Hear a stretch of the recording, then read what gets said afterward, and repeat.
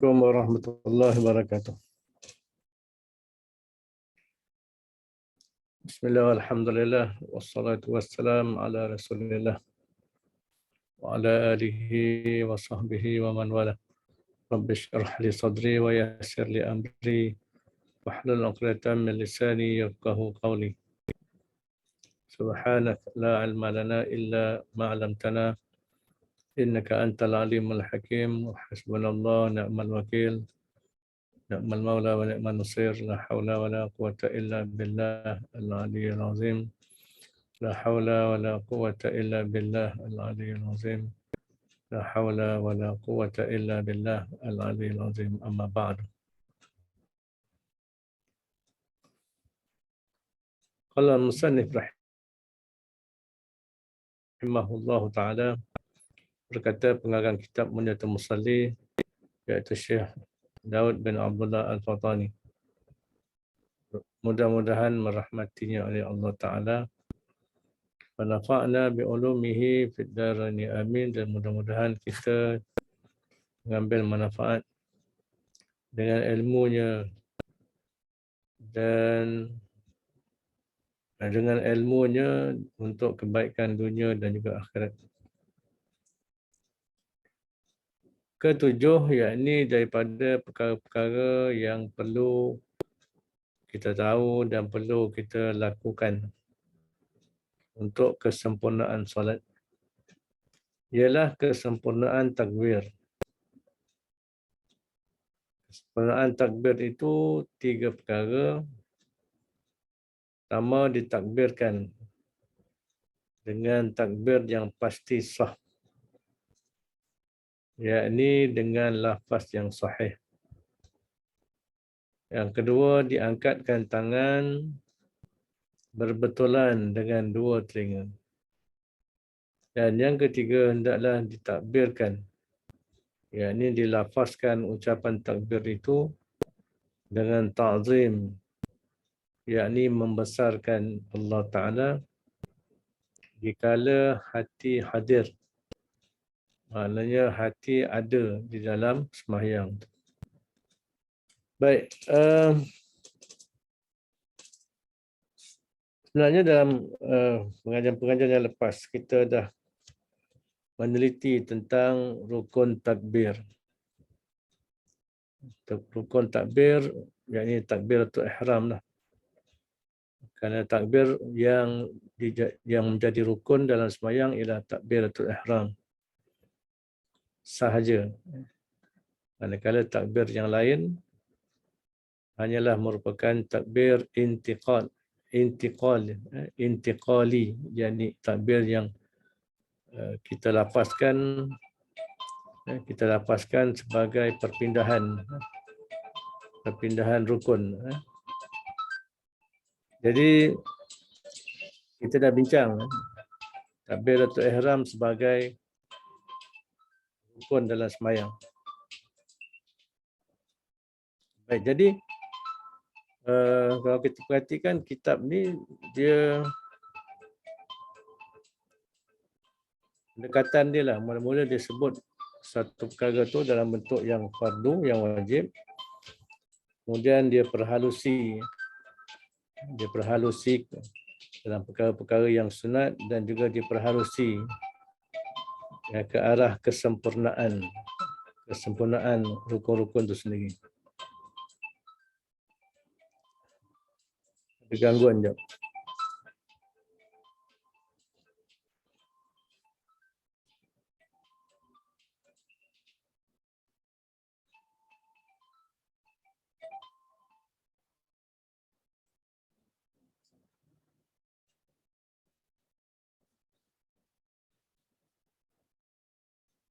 Jadi hari ini kita masih lagi membicarakan tentang ke arah kesempurnaan.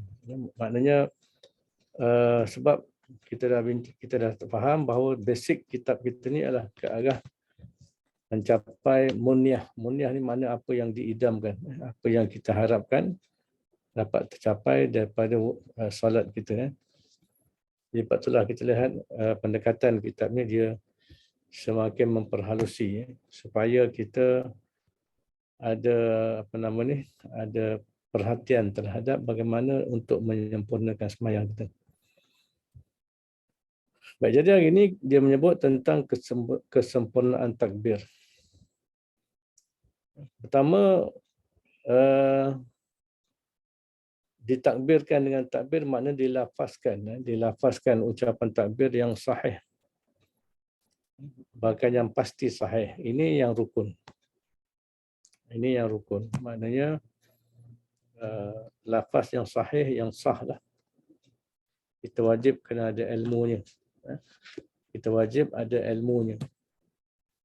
Yang ni sebab yang ni rukun. Yang ni kita dah belajar sebelum ni. Sebagai contohnya ucapan yang sah ni adalah Allahu Akbar. Tak boleh yang lain. Walaupun membawa makna yang sama kan. Allahu Kabir ke tak boleh. Dia kena Allahu Akbar juga. Dan tak boleh kita matkan pada yang awal. Allah tu. Makna tak boleh kita baca Allahu Akbar. Kita matkan pada alif, pada sebenarnya hamzah wasal tu.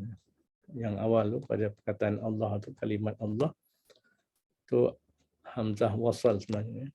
Tak boleh dimatkan, dipanjangkan.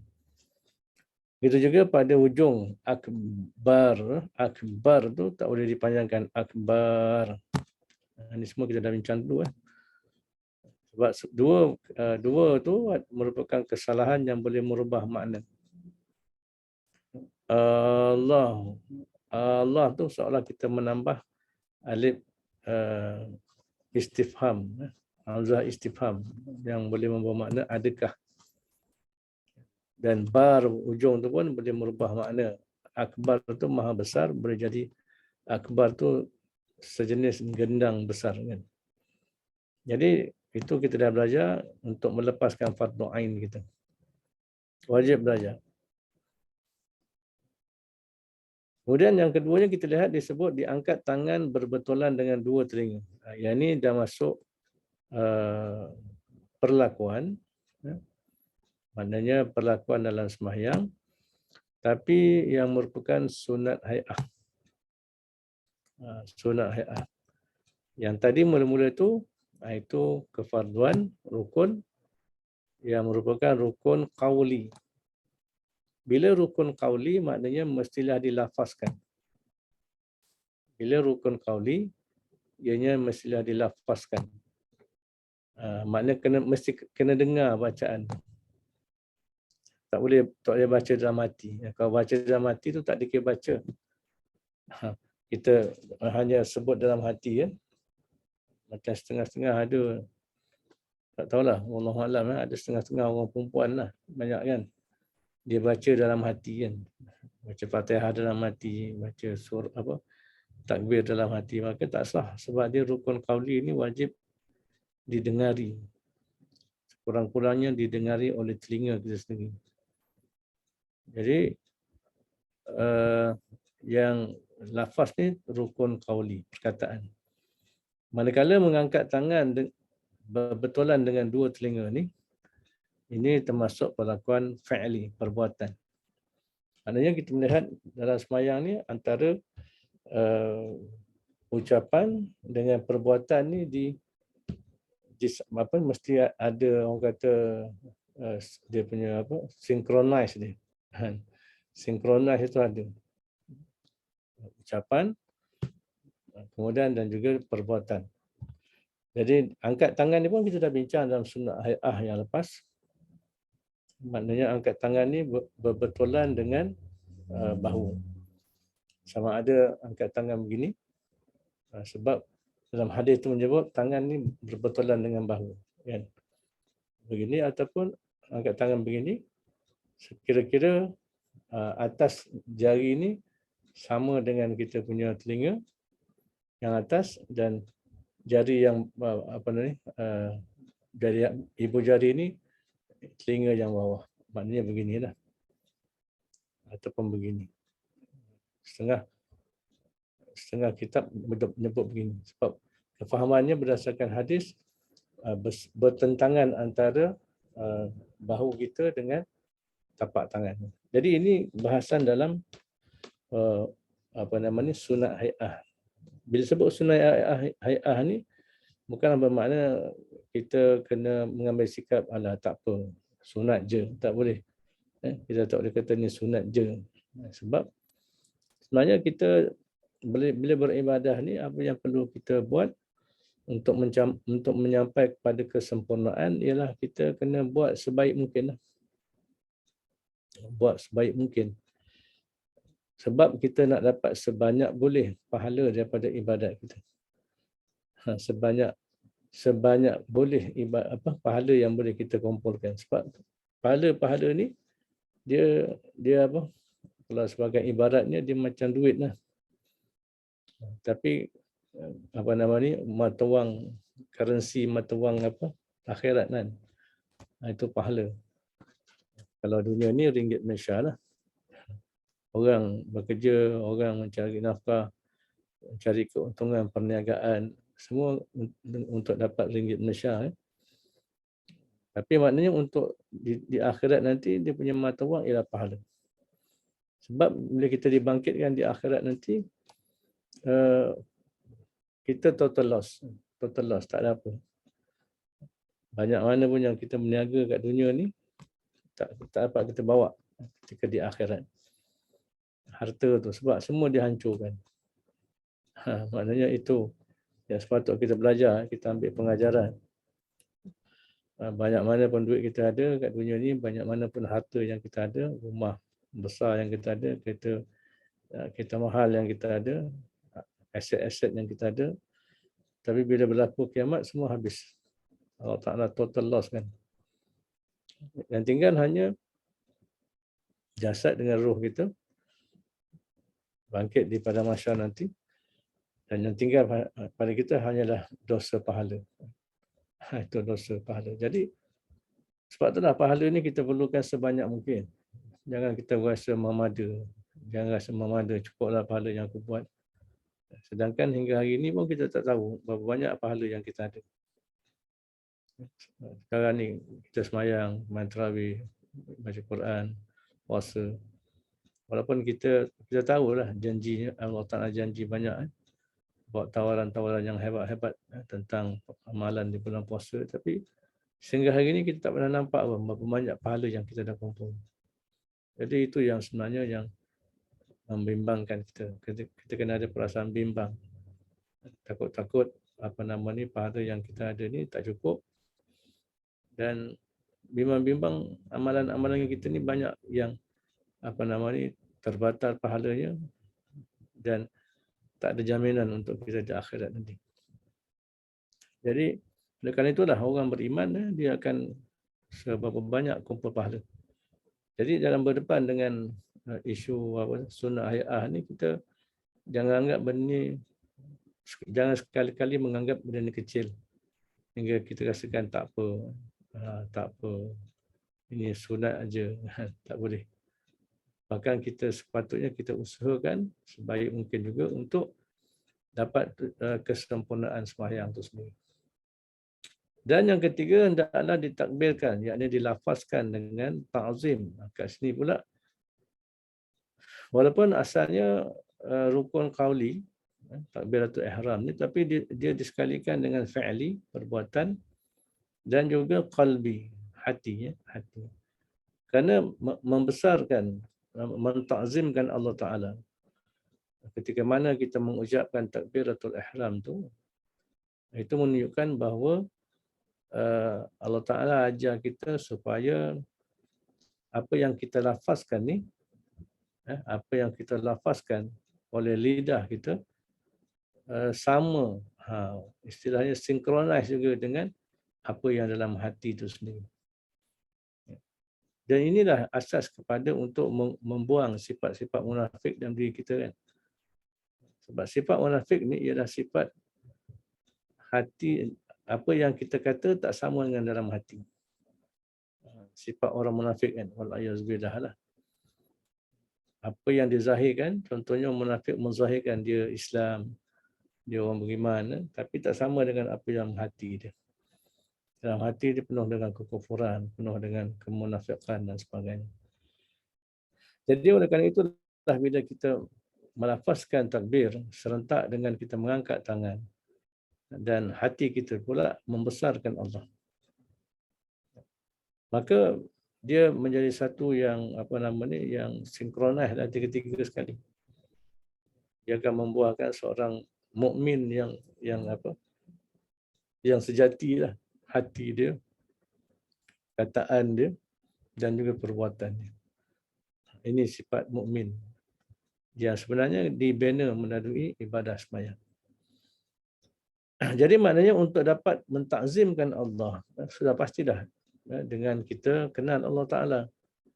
Ini peranan ilmu kita dalam pelajaran akidah, pelajaran keimanan. Kita belajar tentang sifat-sifat Allah, kesempurnaan sifat Allah, nama-nama Allah, kesempurnaan nama-nama Allah. Mentakzimkan dengan hati dan perasaan kita. Membesarkan Allah Subhanahu Wa Taala. Kerana bila membesarkan Allah Ta'ala berarti kita akan merasa kerdilnya kita. Merasa kerdilnya, merasa kecilnya, merasa hinanya kita. Dan inilah sebenarnya di antara buah daripada ibadah yang sangat penting. Buah ataupun natijah yang penting dalam ibadah ni, dia ada tiga sebenarnya. Ada tiga buah ibadah yang sepatutnya kita menilai diri kita. Bila kita bertambah ilmu, makin banyak kita belajar, makin banyak kita dengar, YouTube dah, Facebook dah, yang WhatsApp dah. Setiap hari kita baca posting-posting, setiap hari kita dengar tausiah, tazkirah, setiap hari kita dengar kuliah dan sebagainya.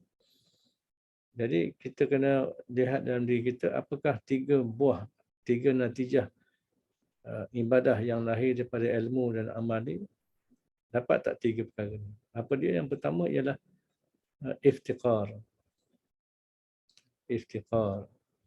Makna iftiqar ni maknanya pergantungan hati kita pada Allah Subhanahu Wa Taala. Dia mestilah bertambah, mestilah semakin kuat iftiqar kita, pergantungan hati kita pada Allah Subhanahu Wa Taala. Sehingga kita dapat merasakan bahawa segala yang berlaku dalam hidup kita ni semua ada Allah di sebaliknya. Maknanya ada iradat, kehendak dan juga kudrat, kuasa dan ketentuan Allah yang ada kat situ.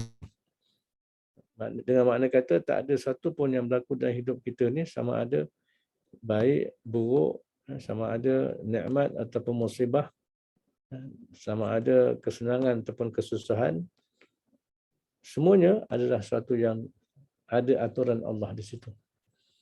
Ada aturan Allah, ada iradat Allah, kehendak Allah.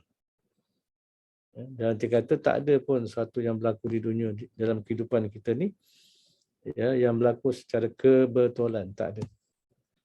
Tak ada istilah kebetulan dalam hakikat hidup kita ni dengan Allah.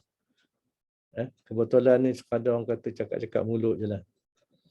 Jadi benda ni kalau kita perhatikan sepanjang hidup kita daripada kecil, bila zaman kita belajar, zaman kita dah mula bekerja, berkahwin, beranak pinak dan sebagainya, kita akan nampak betapa perlunya kita pada Allah. Kalau kita ingat perkara ni kan, kita akan rasa betapa perlunya kita pada Allah. Jadi ini buah daripada ilmu dan amal sebenarnya. Buah natijah daripada ilmu dan amal. Satu. Yang kedua ialah apa yang dikatakan sebagai ihtiqar. Ihtiqar ni maknanya kita merasai kehinaan diri kita. Kita merasai hinanya diri, merasai betapa kerdilnya kita. Betapa tidak berdayanya kita. Tidak berdayanya kita. Ini nama ihtiqar. Yang lahir daripada kesedaran betapa kita ni adalah hamba Allah yang sebenar. Kita ni hamba Allah. Maknanya bila sebut hamba Allah, Allah jadikan kita dan Allah aturkan kita. Ini namanya ihtikar. Ihtikar. Maka bila kita merasa kita ni kerdil, kita ni hina, maka kita akan benar-benar berusaha untuk menyempurnakan matlamat hidup kita untuk beribadah kepada Allah Subhanahu Wa Taala. Akan hilang daripada hati kita segala sangkaan-sangkaan buruk pada Allah. Akan bersih hati kita daripada pensifatan-pensifatan yang jauh daripada hakikat yang ada pada Allah. Sebab perkara inilah yang banyak berlaku dalam hati manusia. Bila dapat kebaikan, dapat harta banyak, kita gembira kan. Sampai lupa diri, lupa Allah. Dan bila kita susah, timbul pula sangka buruk pada Allah Ta'ala. Maka oleh kerana itulah iman dan amal yang membuahkan ibadah ni dia mesti melahirkan ihtikar. Rasa kehinaan diri kita pada Allah Subhanahu Wa Taala. Sedar bahawa kita ni hamba Allah. Dan justru selepas itu akan muncul lagi satu sifat yang buah daripada dalam hati kita, iaitu yang dinamakan sebagai tawaduk, kerendahan diri kepada manusia itu sendiri. Sebab agama ni bukan sekadar hubungan hati kita dengan Allah, tapi juga hubungan hati kita dengan manusia. Itulah bila kita sedar bahawa kita ni hamba Allah, maka semua manusia itu sebenarnya sama. Tak ada beza berdasarkan nama ke, bangsa ke, keturunan ke, etnik ke, kedudukan ke, pangkat ke, title ke dan sebagainya. Tak ada beza. Semua sama di sisi Allah Subhanahu Wa Taala. Sebagaimana Nabi SAW menyebut, kullukum min Adam wa Adam min turab. Semua kamu adalah daripada Adam dan Adam daripada turab. Bahkan kalau kita lihat dalam surah Al-Hujurat sendiri pun, Allah Ta'ala menyebut, ya ayyuhan nas, ya manusia, inna khalaqnakum min zakarin wa unsa. Kami telah cipta kamu daripada seorang lelaki, zakarin wa unsa, dan daripada seorang perempuan. Ini satu hakikat yang Allah Ta'ala pacakkan dalam hati kita.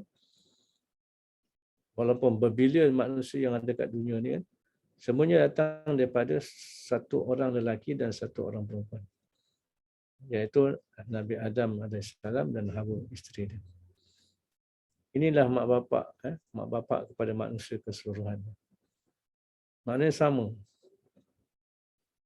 Macam rupa kita ni, rupa kita manusia ni sejak dulu sama. Sejak daripada Nabi Adam AS sama rupa kita. Dan untuk lebih dekat juga, min zakarin wa unsan juga memahamkan kita bahawa kita semua lahir kat dunia melalui pertemuan benih lelaki dan benih perempuan, mak ayah kita. Tak ada yang lain, tak ada daripada proses lain, tak ada. Hatta walaupun dikatakan tabung uji, bayi tabung uji dan sebagainya, itu pun tetap daripada benih lelaki dan benih perempuan. Itu min zakarin wa unsan. Maka ini akan menimbulkan perasaan rendah diri kita sesama manusia. Tak timbul rasa kita nak bangga, nak membesarkan diri kita, dalam masa sama nak memperendahkan orang lain. Kerana membesarkan diri atas faktor-faktor bangsa, harta, ilmu, kekayaan, status, title dan sebagainya, itu adalah unsur takbur dalam diri. Wal'ayazubillah. Tambahlah maknanya menghina orang lain, memperendahkan orang lain. Maka itu confirm dua unsur yang menjadikan takbur dalam hati manusia. Dan ingat bahawa orang yang ada takbur dalam hati, walaupun sebesar zarah sekalipun, kalau dia mati dalam keadaan tidak bertaubat, wal'ayazubillah, maka dia mati dalam keadaan su'ul khatimah, dan dia tidak boleh masuk syurga. La yadkhulul jannah, takkan masuk syurga orang yang dalam hatinya ada walaupun sebesar zarah sifat kesombongan. Jadi oleh kerana itulah pentingnya ilmu dan ibadah tadi. Ya, ilmu dan ibadah yang membuahkan 3 perkara tadi. Yang ini yang permulaannya bila kita nak terdidik dalam sembahyang daripada takbir. Allahu Akbar. Sebab tu dah sembahyang ni satu wasilah tazkiyatun nafs yang sangat hebat sebenarnya. Yang Allah Subhanahu Wa Taala kemukakan dia sebagai syifa di dalam Al-Quran. Kita biasa dengar dalam Quran ni apa? Quran ni adalah syifa'un lima fis sudur. Quran ni adalah syifa, penawar. Penawar ni dia bukan sekadar ubat. Dia datang sekali dengan rawatan. Bagaimana proses nak merawat penyakit. Syifa'un lima fis sudur. Jadi syifa'un lima fis sudur ni berarti Al-Quran ni datang sebagai ubat dan juga rawatan. Apa namanya? Ma fis sudur, penyakit-penyakit yang ada dalam dada ni ada 2 jenis. Pertama, yang dikatakan penyakit syubhat. Penyakit syubhat ni contoh kekufuran, syirik, kemunafikan, keraguan, kejahilan dan sebagainya. Ini yang bersifat syubhat. Yang kedua ialah penyakit-penyakit yang bersifat syahwat. Yang berpunca daripada keinginan syahwat manusia. Nak makan, nak minum, nak kaya, nak senang, nak harta, macam-macam, maka timbullah penyakit-penyakit seperti takabur, seperti riak, seperti ujub, bakhil, gilakan dunia, gilakan harta, gilakan pangkat dan sebagainya. Ini penyakit-penyakit syahwat namanya. Kedua-dua ni, syifanya, ubat dan rawatannya ada dalam Al-Quran. Ada dalam Al-Quran. Dia punya proses rawatan, ubatnya. Tapi maknanya, kena belajarlah. Kena belajarlah. Macam mana, sebagaimana kalau doktor-doktor kan, Dr. Atikah ke Dr. Azizi ke kan, doktor-doktor ni kan, dia nak dapat orang kata title doktor tu, dia kena belajar teori, kena belajar fizik, apa ni, praktikal dan sebagainya. Maka begitulah juga dalam kita nak merawat hati, nak mengubatkan hati kita ni, mestilah dengan ilmu dan juga dengan praktikal. Maka di antara ubat dan rawatan yang Allah Ta'ala kemukakan dalam Al-Quran, dalam merawat dua penyakit tadi, ialah solat. Solat tu sendiri. Solat tu menjadi satu proses rawatan dan juga menjadi ubat pada penyakit. Maka kita lihat, ini yang disebut dalam takbir tadi. Artinya, dengan lafaz, dengan qauli, dengan perkataan, dengan fi'li, perbuatan, hinggalah ke dalam hati dan perasaan. Maknanya di situ ada ubat ni. Maka hendaklah ditakbirkan dengan ta'zim, dengan perasaan. Orang kata dengan feeling lah. Dengan feeling tu sendiri. Yang ni kalau kita betul-betul kita rasai dalam takbir, memang kita akan dapat khusyuk. Sebab kita sedar bahawa kita sedang bersembahyang, sedar bahawa kita sedang solat. Dan disebut juga dikala hati hadir. Maksudnya apa? Mentakzimkan Allah Ta'ala ni mesti dalam keadaan ketika itu hati kita hadir dalam diri kita ketika sembahyang. Ini yang habis sebut tadi, istilah kita sedar. Kita sedar kita tengah sembahyang. Ramai orang jadi khayal, jadi menerawang dalam sembahyang dan sebagainya sebab hati dia tak bersama dalam sembahyang, dalam merasai, dalam menyedari bahawa dia sedang sembahyang, bahawa dia sedang menghadap Allah Ta'ala, bahawa dia sedang berdialog dengan Allah Ta'ala dalam sembahyang. Ini menyebabkan timbul khayal tentang dunia, tentang pekerjaan, tentang bisnes, tentang macam-macam yang kita khayalkan dalam sembahyang itu sendiri. Jadi sebenarnya dengan takbir atau ihram saja pun sebenarnya kalau betul-betul kita hayati, sebab selama ni mungkin kita tahu takbir atau ihram ni rukun yang kita buat, tapi kita tak cuba rasakan, merasai. merasai kesempurnaan takbiratul ihram itu sendiri. Baik, itu perkara yang ketujuh, yakni kesempurnaan takbir. Baik. Yang ke-8, qala musannif rahimahullahu taala, yang ke-8 daripada perkara-perkara yang mesti kita ketahui dan perlu kita laksanakan dalam menyempurnakan sembahyang kita ialah kesempurnaan qiyam. Kesempurnaan qiyam. Berdirilah, qiyam ni berdiri. Dan kesempurnaan qiyam itu 3 perkara. Pertama, mata hendaklah ditempatkan di tempat sujud. 2, hati hendaklah tertumpu kepada Allah. 3, jangan berpaling ke kanan dan ke kiri. Baik, ketiga-tiga ini yang bersifat sunat, perkara sunat. Kita dah belajar sebelum ni, qiyam ni dia ada syarat-syarat sah dia. Itu yang fardu. Itu yang wajib. Sebab qiyam ni adalah rukun fa'li, rukun perbuatan. Maka dia ada apa nama ni? Dia ada dia punya syarat-syarat sah dia. Contohnya syarat sah qiyam ni kita dah belajar dulu. Mestilah dalam keadaan berdiri, tulang belakang kita ni ditegakkan. Kan? Contoh lagi ialah mestilah kita hadapkan dada kita menghadap arah kiblat. Ini yang semua perkara yang fardu yang kita dah belajar dulu.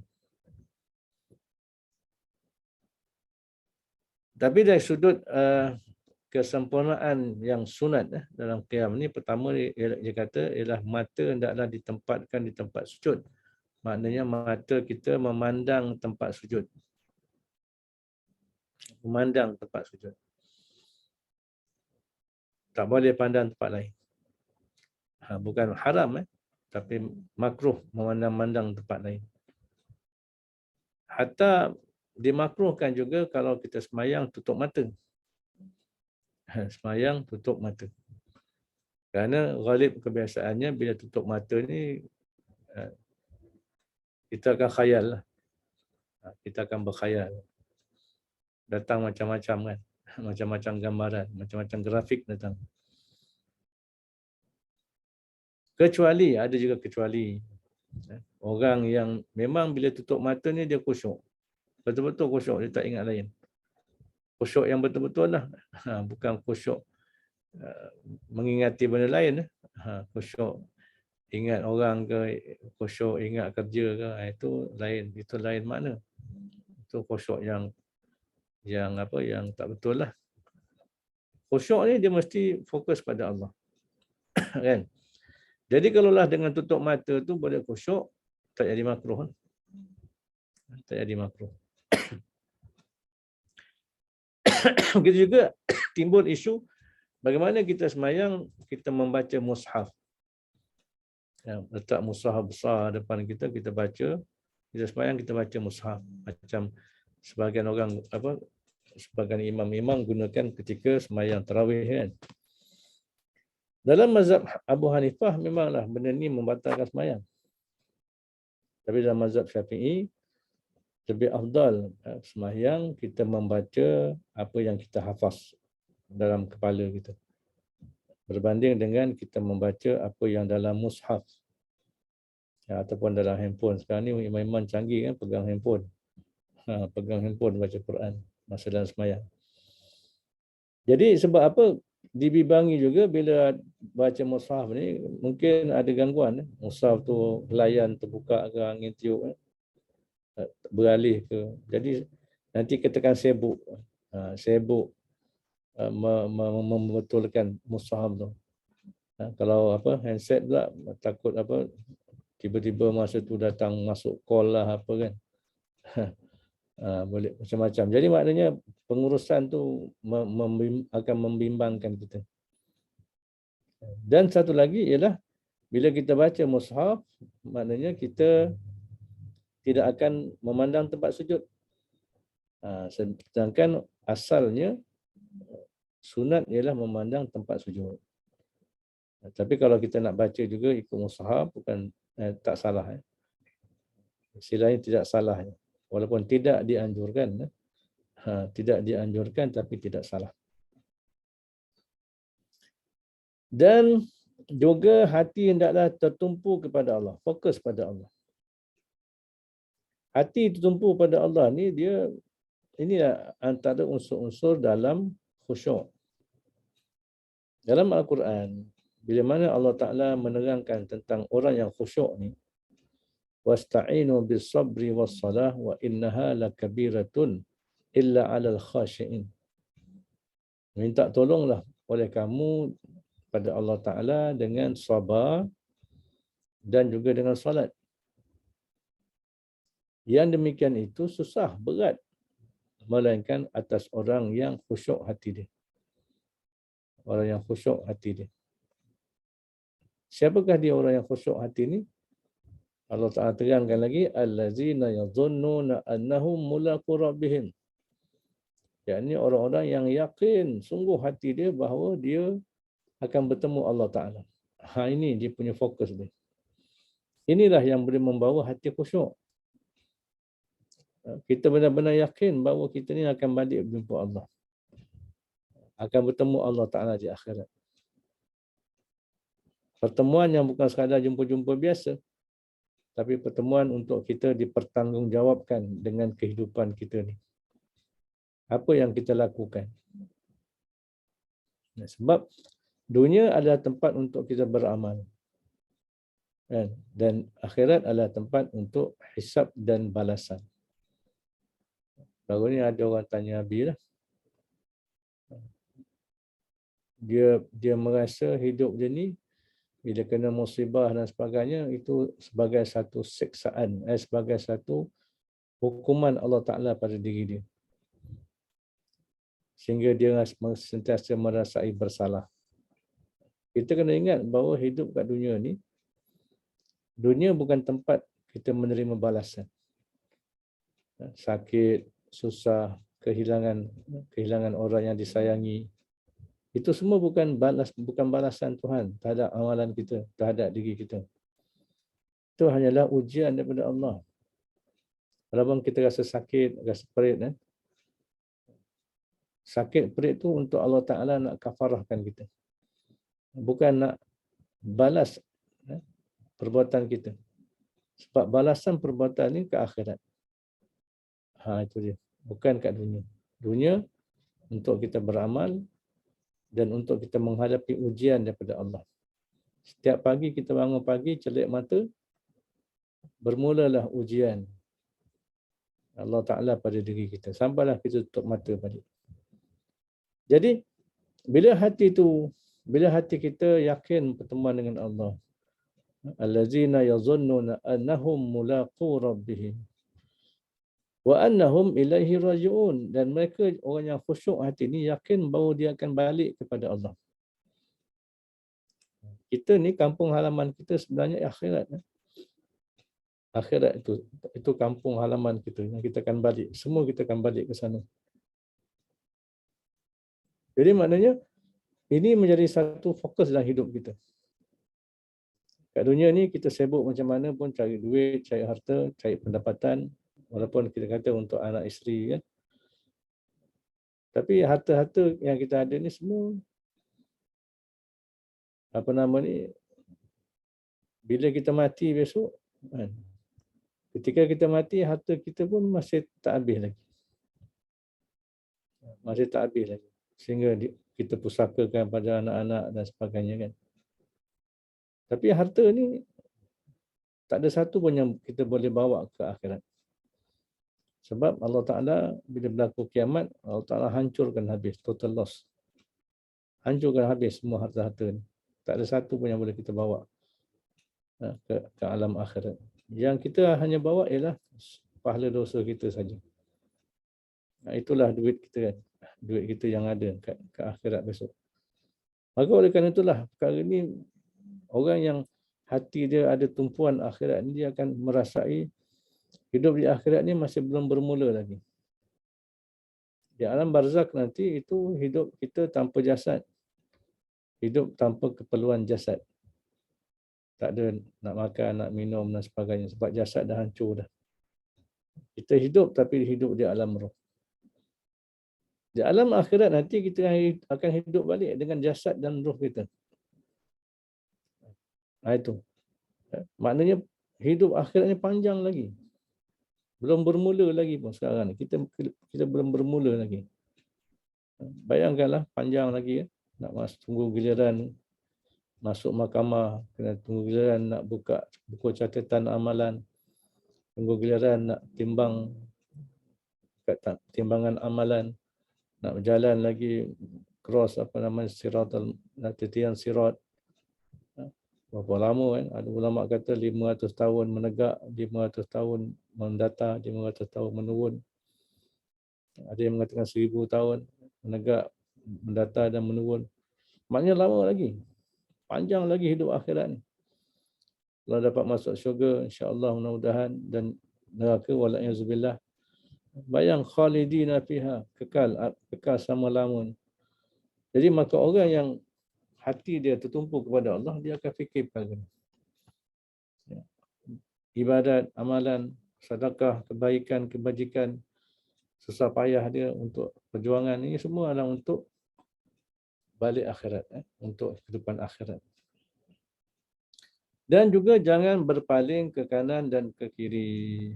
Semua ini menyebabkan bila kita paling kanan ke kiri, kita akan nampak macam-macam. Nampak muka orang, nampak anak kita, nampak dapur kita, nampak buku kita, nampak kalau kat masjid pun nampak macam-macam. Kat masjid sekarang ni macam-macam, ada skrin kan. Kat skrin ada iklan lah, ada posting lah, ada macam-macam kan, gambar-gambar. Jadi semua tu boleh menghilangkan fokus dan boleh menghilangkan khusyuk sembahyang. Maka untuk ke arah kesempurnaan qiyam, semua ini mestilah kita perhatikan. Mudah-mudahan kita dapat kesempurnaan qiyam itu sendiri, insya-Allah. Wallahu a'lam bissawab.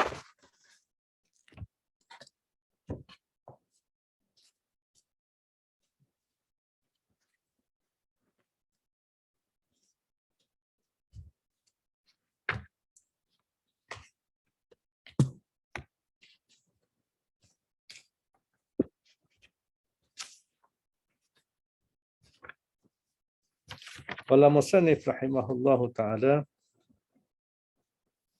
berkata pengarang kitab Penawar Bagi Hati Syekh Abdul Qadir Al-Mandiri, mudah-mudahan merahmatinya oleh Allah, dan mudah-mudahan kita mengambil manfaat dengan ilmunya di dunia dan di akhirat. Dan yang keempat, yakni kenapa kita kena memelihara hati kita daripada kelakuan-kelakuan yang dicela, sifat-sifat yang dicela oleh syarak, dan kenapa kita kena hias hati kita dengan sifat-sifat mahmudah yang dipuji oleh syarak. Bahawasanya jantung itu ataupun hati itu tempat taruh, tempat letak bagi segala sifat-sifat kepujian. Seperti apa? Seperti iman dan ma'rifah dan tawakal dan redha, dan juga tempat letak pengetahuan. Maka patut sangatlah bagi penaruhan yang seperti ini bahawa dipeliharakan akan dia daripada segala kelakuan yang dicela dan dijaga daripada seteru, iaitu syaitan. Baik, Habis sering menyebut hati ini sebenarnya perkataan qalbun dalam Quran ni, dia Allah Ta'ala sebut dengan beberapa istilah. Ada yang disebut sebagai as-sadru. As-sadru. Ma fis sadar, ma fis sudur. Sadru ni perkataan mufrad dia, singular dia. pluralnya ialah qulub, qulub. Sudur, sudur. Innahu alimun bizati sudur.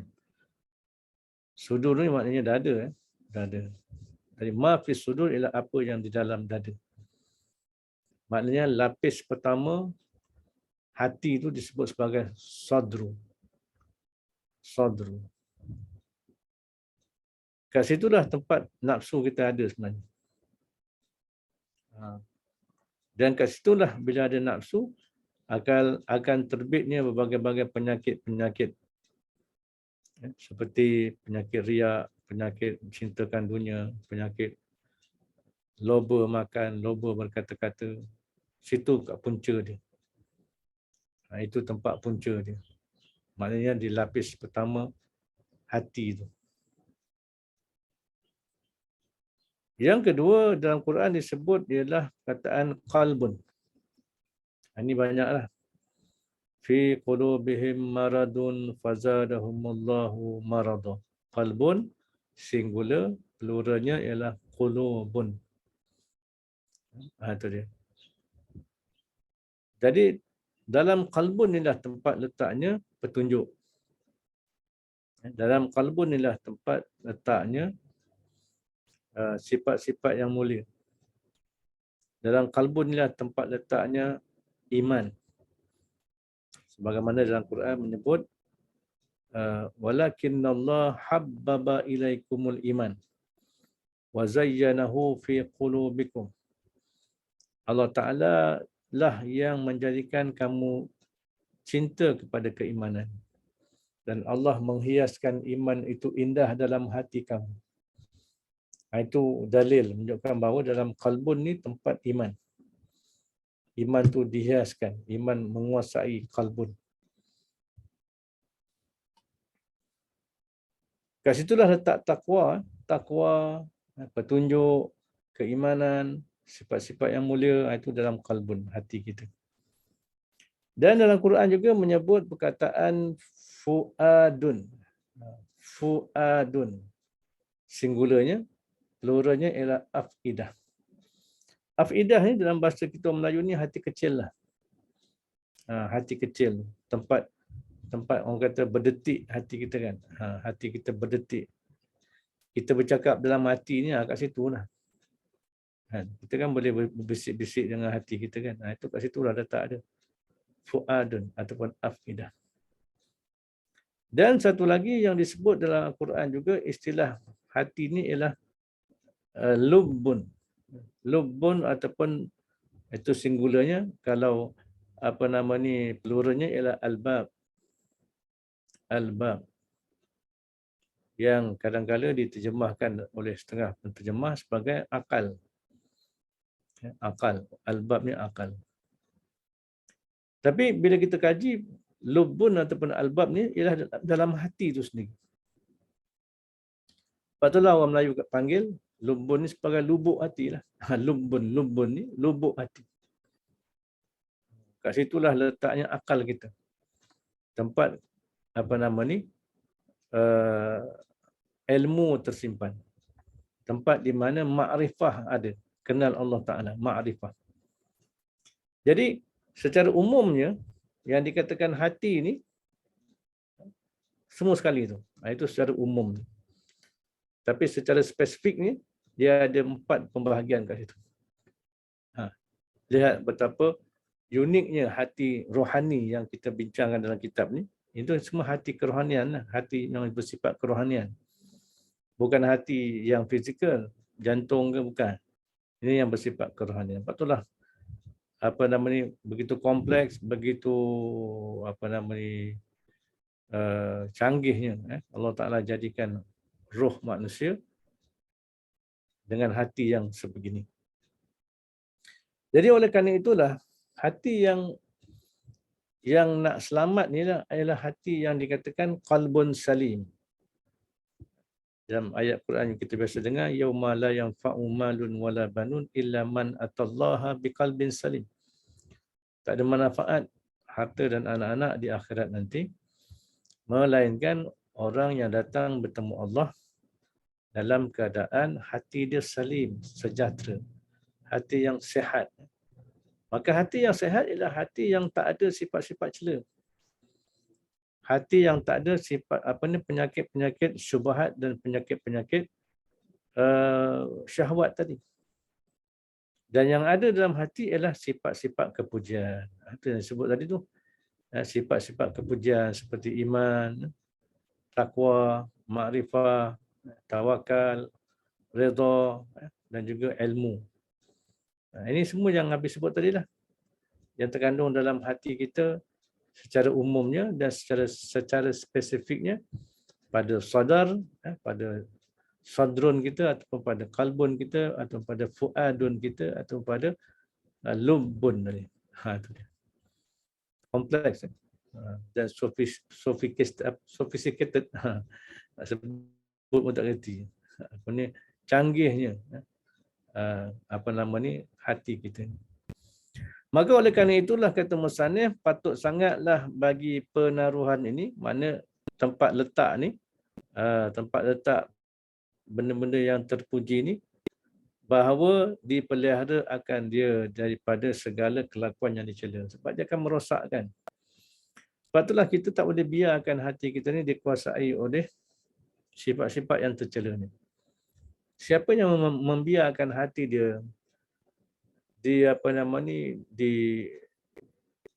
siapa yang membiarkan hati dia penuh sesak dengan sifat-sifat yang tercela ni, dalam keadaan dia tak mahu bertaubat kepada Allah Subhanahu Wa Taala, dibimbangi dia akan mati dalam keadaan su'ul khatimah. Sebab itulah fardu ain kita belajar ilmu tasawuf ni. Sekurang-kurangnya kitab kecil macam kitab kita yang kita mengaji ni, untuk kita dapat ilmu untuk memahami hati kita ni. Dan dapat kita bersihkan daripada segala sifat-sifat yang tercela. Kita bimbang, kalau kita biarkan maka kita mati dalam keadaan su'ul khatimah. Wal'iyazzubillah. Dan juga dipelihara daripada segala seteru. Apakah seterunya? Ialah syaitan. Syaitan ni seteru utama. Sebab syaitan ni dia antara kerja dia ialah yuwaswisu fi sudurin nas. Menimbulkan bisikan-bisikan yang dikatakan was-was. Was-was syaitan ni kita kena ingat. Jangan apa yang kita seperti mana kita faham. Ramai orang faham was-was syaitan ni sekadar was-was nak ambil wuduk tu. Ataupun was-was syaitan ni ketika nak mula semayang, nak dapat niat usalli tu kan. Kalau sekadar itulah was-was syaitan, tak berat mana pun, tak susah mana pun sebenarnya. Tapi was-was syaitan ni sebenarnya adalah dia, kalau kita lihat sejarah was-was ni, dia bermula daripada bila mana syaitan membisikkan kepada Nabi Adam dan isterinya supaya makan buah khuldi, buah yang digelar oleh syaitan, oleh iblis sebagai buah khuldi. Nah, itu istilah iblis sebenarnya. Buah khuldi ni, buah yang mengekal, boleh mengekalkan duduk dalam syurga. Buah yang boleh mengekalkan kedudukan dalam syurga. Itu yang tipu daya iblis. Padahal perintah Allah, wala taqraba hadhihi syajarah, jangan kamu menghampiri, hampir pun jangan, makan lagi dah. Tapi akhirnya Adam dan Hawa makan juga. Kalah dengan pujukan syaitan. Jadi syaitan ni, was-was ni adalah untuk mengajak manusia mengingkari Allah. Itu poin dia. Jangan kita faham sekadar semayang, wuduk, itu was-was. Betul, itu pun was-was juga. Tapi yang bahayanya ialah bila mana syaitan memujuk kita, menghasut kita untuk mengingkari perintah-perintah Allah dan melanggar perintah-perintah Allah Subhanahu Wa Taala. Maka inilah yang menjadi rebutan syaitan, iaitu hati kita. Kerana bagi dia, kalau dapat rebut hati manusia, tambah pada hati manusia ni ada nafsu, tunggangan dia, maka manusia akan sesat. Manusia akan jauh daripada Allah. Dan manusia akan bersama dia masuk ke dalam neraka Allah. Wal'iyazubillah. Baik. Qala musannif rahimahullahu ta'ala, dan yang kelima, bahawasanya jantung itu, yakni hati itu tempat ilham daripada malaikat dan tempat was-was bagi syaitan. Wallahu a'lam bissawab.